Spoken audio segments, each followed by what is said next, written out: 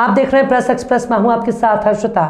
देश में केंद्र की सरकार द्वारा जो भी हथकंडे अपनाए जाते हैं उसे देश की सभी विरोधी पक्ष की पार्टियां बेहतर जानती हैं कि किस तरह से बहुमत नहीं होने के बाद भी ऑपरेशन लोटस चलाया जाता है। किसी को खरीदा जाता है, किसी को जांच एजेंसियों का डर दिखाया जाता है। जी हाँ, हम अब बात करेंगे कर्नाटका चुनाव के बारे में, जहां पे कांग्रेस की सरकार को गिराकर भाजपा की सरकार बनाई गई। अब की बार दोबारा कर्नाटका में चुनाव होना है। इस बार कांग्रेस कोई रिस्क लेने के मूड में नहीं है।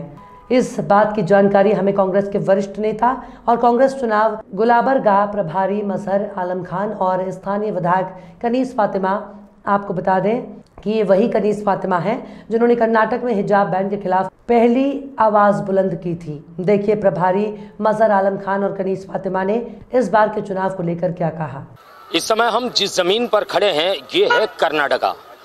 कर्नाटका में जो है चुनावी रणभूमि पर जो है चुनावी बिसात बिछाना शुरू हो चुके हैं। आपकी जानकारी के लिए बता दूं, कई तोड़ जोड़ के बाद में यहाँ पे भाजपा की सरकार बनी, बसवराज बोम्मई। अब जो है कहीं ना कहीं जनता कुछ तो कुछ नाराज इन सरकार से नजर आ रही है।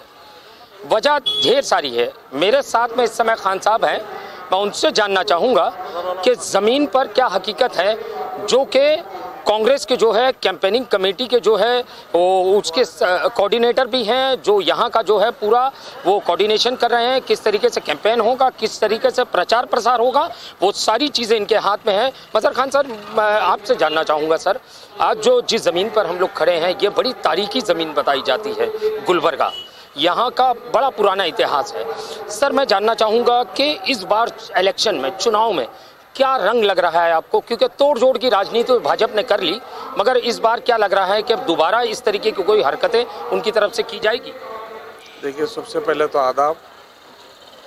आप लोग बॉम्बे से आए हैं, मैं आप लोगों का महाराष्ट्र से खैर मकदम करता हूँ। धन्यवाद। और अभी अभी आपने कहा है इस शहर का काफ़ी इतिहास रहा है, क्योंकि यहाँ पर इस शहर में ख्वाजा बंदा नवाज और शरण बसप्पा के दो जो बड़े हमारे संत यहाँ पर हैं, उनकी वजह से यहाँ पर हमेशा से गंगा जमने तहजीब बाकी बरकरार रही है। हमेशा से हिंदू मुस्लिम मिलकर आपस में भाई भाई रहे हैं। कभी शहर हिंदुस्तान में क्या भी होने दो, कभी भी हमारे शहर में आपस में भाईचारगी से रहे। अब ये जब से 10 साल से जब ये मोदी सरकार आई है, ये आपस में हम लोगों को बांटने की कोशिश कर रही है। आप देखिए, पिछले 2018 में हम लोगों की सरकार आई थी, कांग्रेस की सरकार आई थी, उसको तोड़कर जोड़कर हमारे लोगों को बड़े बड़े वादे कर पैसा दिया गया, उनको तोड़कर है ना, उनको चल कपट से है ना बीजेपी अपनी सरकार बनाई थी। मगर इस बार लोग समझ चुके हैं, पूरे हिंदू मुसलमान सिख ईसाई तमाम लोग समझ चुके हैं, कोई काम नहीं हुआ है 8 साल में। दिल्ली के 8 साल मोदी सरकार में कोई काम नहीं हुआ है। यहाँ की जो हमारी सरकार बनी है बीजेपी की सरकार, पिछले 4 साल में कोई काम नहीं हुआ है। कोविड में लोग परेशान, लोग अपने हॉस्पिटल बेड नहीं, उनको ऑक्सीजन की कमी थी, कई परेशान लोग थे। और दूसरे हमारे जो माइनॉरिटी के जो स्कीम्स थे यहाँ पर, जो हमारी सरकार ने जो अनाउंस किया था, जो शादी भाग्य कर एक स्कीम थी, जो गरीब लोगों को 50,000 दिया जाता था जिसकी बच्ची की शादी है, वो स्कीम को बंद किया गया है। और मौजन को और पेशवाम को तनख्वाह दी जाती थी, सरकार गवर्नमेंट से दी जाती थी, वो बंद किया गया है। कई हमारे स्कॉलरशिप जो बच्चों को दिए जाते थे माइनॉरिटी के, उनको बंद किया गया है। ये डायरेक्ट मुसलमानों के ऊपर, माइनॉरिटी के ऊपर अटैक करने की कोशिश कर रहे हैं, और ये तमाम लोगों को मालूम हुआ है, और कोई डेवलपमेंट का काम नहीं हो रहा है। यहाँ पर सबसे बड़ी बात, यहाँ पर कर्नाटक एसोसिएशन संघ का अध्यक्ष एक लेटर प्रेसिडेंट ऑफ इंडिया को, प्राइम मिनिस्टर को लिख को ये बोल रहा है कि यहाँ पर 40% कमीशन मांग रहे हैं, यहाँ के मंत्री 40% कमीशन मांग रहे हैं। हम कैसे काम करें? जो लोग काम भी कर रहे हैं तो उनका बिल नहीं हो रहा है। ये भ्रष्टाचार की सरकार है, ये तमाम लोगों को मालूम हो चुका है। सिर्फ ये हिंदू मुस्लिम कर ये करने वाले हैं बोलकर मालूम हुआ है, कोई काम नहीं हुआ। हर आदमी परेशान है इसकी वजह से। तो आज लोग पूरे जान चुके हैं। आप देखिए, आप जाकर सर्वे भी करिए, लोग माइंड बना चुके हैं। इस बार कर्नाटक में कांग्रेस की सरकार पूरी बहुमत से आएगी। बिल्कुल। मजहर आलम जी, जिस तरीके से आपने कहा कि बहुमत में कर्नाटक में जो है सरकार आएगी, सर जिस तरीके से इलेक्शन के चुनाव के ऐन पहले कई सारी बिसातें बिछाई जाती है, कई सारे खरीद फरोख्त, जिस तरीके से आपने कहा कि इससे पहले जो है कांग्रेस की सरकार बननी थी, मगर उसको कहीं ना कहीं नेस्त नाबूद कर कर जो है इन्होंने अपनी सरकार बनाई, क्योंकि केंद्र में इनके पास जांच एजेंसियां हैं, चाहे वो CBI ले ले, ED ले ले या इनकम टैक्स ले ले। क्या आपको लगता है इस बार चुनाव के पहले कुछ इस तरीके के हथकंडे अपनाए जाएंगे जिससे कि जो प्रतिनिधि हैं जो खड़े हो रहे हैं अन्य पक्षों से, उनकी जो है कहीं ना कहीं उनको इसका डर बिठाया जाए उनके दिल में? देखिए, ये तो शुरू कर दिए हैं हमारे बड़े बड़े लीडर्स को, है ये ED के नाम पे, IT के नाम पे इनको रेड किया जा रहा है, मगर उसमें रेड में कुछ नहीं मिल रहा है और हम लोग तमाम लोग तैयार हैं। ये ED IT पहले एक इंडिपेंडेंट ये था, हमेशा से ये लोग अपना जहाँ भी ऐसा भ्रष्टाचार हो रहा है वो करते थे।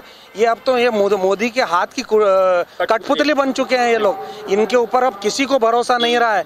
जहाँ भी इलेक्शन, जो भी स्टेट में इलेक्शन हो रहे हैं, ये सबसे पहले ED को भेजते हैं, उसके बाद IT को भेजते हैं, उसके बाद बचा कुचा जो भी है उसके बाद फिर पुलिस डिपार्टमेंट से उनके ऊपर केस करने की कोशिश करते हैं। मगर हम तमाम लोग अब सर पे बांध चुके हैं और ये डिसाइड कर चुके हैं, ED IT किसको भी भेजने दो, इस बार कांग्रेस से हिंदुस्तान को मैसेज भेजेंगे। कर्नाटक से हम कांग्रेस को यहाँ से जिताकर यहाँ से जीत का परचम लहराएंगे और 2024 में मोदी को भी वहाँ से हकालेंगे। बिल्कुल बिल्कुल, आपने सुना, ये थे मजहर आलम जी, मजहर आलम खान जी, जिन्होंने साफ शब्दों में कहा जिस तरीके से हिंदुस्तान में, भारत में राजनीति देखी जा रही है, विरोधी पक्ष अक्सर आरोप लगाता रहा है कि जैसे केंद्र की जांच एजेंसियां हैं उन पर आरोप लगते रहे हैं कि इनका दुरुपयोग जो है किया जा रहा है। आंकड़ों के बारे में अगर मैं आपको बता दूं तो 100 में से 78% जिन पर कार्रवाइयां होती है वो सारे विरोधी पक्ष के नेता होते हैं या उनसे जुड़े हुए लोग होते हैं। बाकी के जो अन्य लोग होते हैं नाम के लिए उनसे जो है इंक्वायरी की जाती है, मगर वो खाना पूर्ति होती है, उन पर कोई जांच नहीं बैठती, उन पर कोई कार्रवाई नहीं होती। मगर कर्नाटक की इस सरजमीन से जो है बिगुल फूंका गया है 2024 को लेकर के। जिस तरीके से उन्होंने कहा मजहर आलम जी ने कि 2024 में कर्नाटक जो है मिसाल बनेगी इस सरजमीन पर कि कर्नाटक जो है बिगुल फूंकने जा रहा है पूरे हिंदुस्तान के लिए कि 2024 में जो है हिंदुस्तान के अंदर जो है, भारत के अंदर जो है कांग्रेस की फिर से एक बार सत्ता काबिज होने वाली है।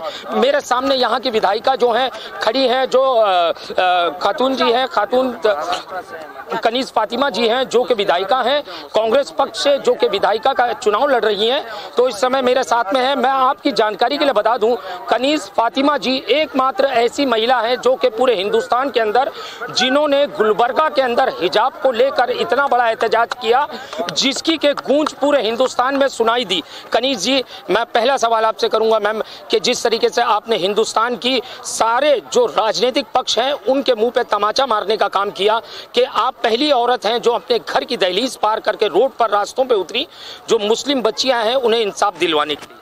जी हाँ, जब ये हिजाब का मामला आया हम लोगों ने काफ़ी कोशिश की और एजुटेशन भी किया हम लोगों ने, और जाके हम लोग CM से भी मिले कि ये कोर्ट के बाहर सेटलमेंट कर लेते हैं बच्चियों की जो तकलीफ़ है। एक तरफ BJP ये कहती है कि बेटी पढ़ाओ बेटी बचाओ, दूसरी तरफ बेटियों को ये तकलीफ़ देते हैं ये लोग कि बाहर RSS की नहीं चाहती कि मुस्लिम बच्चियाँ ज़्यादा पढ़े लिखें, तो उन्होंने ये जो काम किया था ये बहुत गलत काम किया उन लोगों ने जो हिजाब के मामले में, क्योंकि 2-2 साल से बच्चे एग्जाम नहीं दे के बैठे हुए हैं अभी भी। तो इंशाल्लाह ताला हमारी गवर्नमेंट आएंगी, कांग्रेस गवर्नमेंट आने वाले दिनों में, तो हम लोग ये सब चीज़ हटाकर बच्चियों के हिजाब की परमिशन देंगे इंशाल्लाह। मैम, अगर मैं बात करूं, जिस तरीके मजहर जी ने कहा कि इससे पहले जब कांग्रेस की यहाँ पे सरकार थी उस समय बच्चियों की जो है शादी के लिए एक प्रावधान किया गया था, एक फंड रखा गया था जिसमें कि 50,000 रुपया जो कमज़ोर माँ बाप है जो अपनी बच्चियों का निकाह नहीं करवा पाते हैं उनके लिए मदद का जो प्रावधान रखा था वो इस सरकार ने जो है पूरी तरीके से बैन कर दिया। जी हाँ, जब खमरुल इस्लाम साहब मेरे शोहर माइनॉरिटी मिनिस्टर थे, उनके कहने पर सिद्धरामैया साहब ने कई स्कीम्स माइनॉरिटीज के लिए लाए थे। उसमें से एक शादी भाग्य भी थी जिसके लिए हर जो भी लड़की की शादी होती है तो उनको 50,000 रुपये दिए जाते थे। तो जब से ये BJP गवर्नमेंट पावर में आई है वो स्कीम भी ख़त्म कर चुके हैं और बच्चों के माइनॉरिटीज के एजुकेशन के लिए जो स्कीम्स लाए थे वो भी ख़त्म कर चुके हैं। कनीज फातिमा जी, मैं आपसे सवाल करना चाहता हूं। आज जो है चुनावी रणभूमि का बिगुल फूट चुका है। कर्नाटका के अंदर चुनाव होने हैं। इससे पहले जो चुनाव हुए थे कांग्रेस आई थी, मगर कहीं ना कहीं तोड़ जोड़ की राजनीति के चलते, जैसे हर राज्यों में किया जाता है भाजपा द्वारा, जैसे महाराष्ट्र में किया गया हाल ही के अंदर जो सत्ता परिवर्तन किया गया 2.5 साल के बाद में। मैम, आपको क्या लगता है इस बार जो है कहीं ना कहीं कांग्रेस जो है पूरी मजबूती से खड़ी है और इसको कोई हिला नहीं पाएगा? इंशाल्लाह ताला उम्मीद है हम लोगों को कि कांग्रेस पार्टी पावर में आएंगे और इस बार के हमारे जो एमएलए आएंगे वो इंशाल्लाह ताला वो बिकाऊ नहीं रहेंगे, वो पूरे हमारे कांग्रेस पार्टी के साथ रहकर हम काम करेंगे। बिल्कुल। कनीज़ फातिमा जी, एक आखिरी सवाल आपसे करना चाहूँगा। मैम, चुनाव के अंदर हर एक राजनीति का एक मुद्दा होता है, तो मैम आप किन मुद्दों पर चुनाव लड़ रही हैं, कुछ बताएंगी? अब हमारी कांग्रेस पार्टी की तरफ से ये 3 स्कीम्स आए हैं, अब अभी लॉन्च किए हैं कांग्रेस पार्टी ने। उसमें 200 यूनिट हर घर को फ्री दिए जाएंगे बिजली के, और 2000 रुपए हर बड़ी खातून, घर की बड़ी खातून के अकाउंट में हर महीना आएंगे, और 10 किलो चावल हर घर के फर्द को दिया जाएगा। और कई स्कीम्स है और आने वाले हैं, कांग्रेस पार्टी अनाउंस करेगी इलेक्शंस होने से पहले। और इस पे गैस पे भी सब्सिडी दी जाएगी इंशाल्लाह। धन्यवाद। जैसे कि आपने सुना, ये थी कनीज़ फातिमा जी जो कि चुनाव लड़ रही है गुलबर्गा से, विधायकी का कांग्रेस पक्ष की तरफ से। जैसे कि उन्होंने साफ शब्दों में कहा कि कई सारी कांग्रेस की तरफ से स्कीमें यहाँ पे लाने वाले हैं। जिस तरीके से मैंने कहा, मेरा सवाल था कि कांग्रेस की गवर्नमेंट के अंदर जो जिस समय जो कमजोर माँ बाप हैं, जो अपनी बच्चियों का निकाह नहीं करवा पाते हैं, शादी नहीं करवा पाते हैं, उनके लिए 50,000 रुपए का कांग्रेस गवर्नमेंट ने प्रावधान किया था, उसे बदल दिया गया बसो जी की सरकार आने के तुरंत बाद। मगर कहीं ना कहीं चुनावी रणभूमि की अगर मैं बात करूं तो कांग्रेस ने इस समय जो है अपनी पूरी कमर कस ली है, क्योंकि पिछली बार जिस तरीके से धोखाधड़ी के साथ में और चुनाव में इन लोगों ने कांग्रेस के बहुमत होने के बावजूद भी कांग्रेस को जो है पीछे का दरवाजा इन लोगों ने दिखाया। आप जान सकते हो केंद्र में बैठी सरकार किन किन तरीकों को हथकंडों का इस्तेमाल करती है। ईडी हो, सीबीआई हो, इनकम टैक्स हो, इनका डर जो है नेताओं को बिठाया जाता है, कुछ नेताओं को पैसे की लालच दे के खरीदा जाता है, मगर जनता है सब जानती है बाबू, वो अपनी नजर से देख रही है और अनकरीब ही आपको आईना दिखाएगी कि कर्नाटक के गद्दी पर कौन विराजमान होगा। कैमरामैन सटविलकर के साथ शैक्षिक की रिपोर्ट, प्रेस एक्सप्रेस, कर्नाटका। मजहर आलम खान का साफ कहना था कि जब से 2014 से मोदी सरकार आई है तब से लोगों में नफरत फैलाने का काम कर रही है, और कहा कि पिछले 5 सालों से कर्नाटका में भाजपा की सरकार ने कोई काम नहीं किया, सिर्फ जुमलेबाजी ही की है और इस बार जनता भाजपा को जवाब देगी।